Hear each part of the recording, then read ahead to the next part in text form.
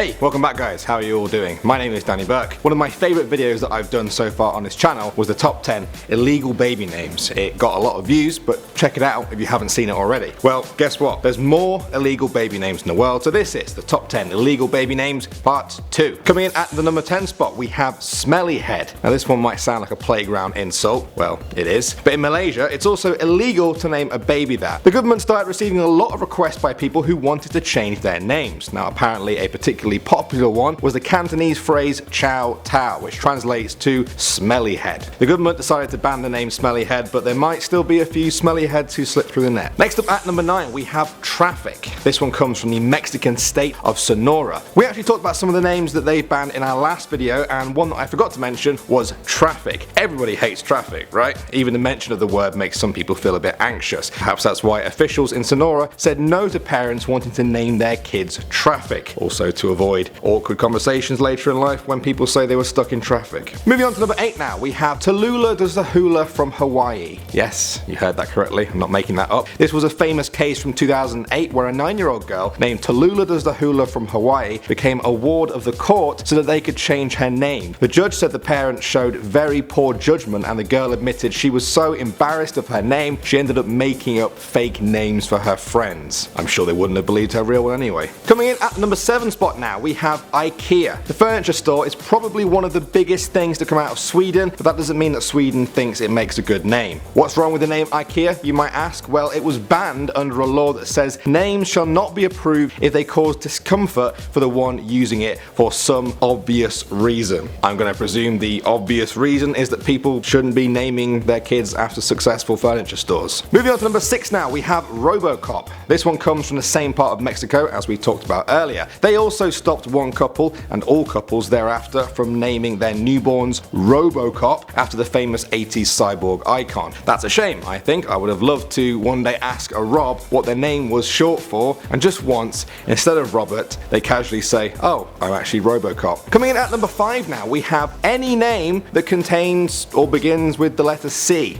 Yeah, hear me out. All you Chloes, Connors, Camerons, Collins and Courtneys out there would technically have an illegal name in Iceland. In order to preserve Icelandic tradition, the government set up a naming committee that only allows Icelandic babies to be named using letters of the Icelandic alphabet. As it turns out, there is no letter C in the Icelandic alphabet. Now this law only dictates the naming of Icelandic citizens, so don't worry if you're someone who already has a name with a C in it, you're not going to get arrested at the airport for crimes against the alphabet. Next up at number 4, we have Anus. Yeah, I didn't think this was a name that would even need to be banned, but apparently some parents in Denmark wanted to name their newborn baby, their own flesh and blood, a person with their whole life ahead of them, Anus. Well, the court didn't get behind them, so to speak, and stopped them from using the name. I'm glad, but I'm also hoping there wasn't some funny family joke behind this name. Coming in at number 3 now, we have Bridge. It's a bit strange to name your kid after something that people walk all over. Good start to life there, but is it really fair to make that name illegal? Norway seems to think so.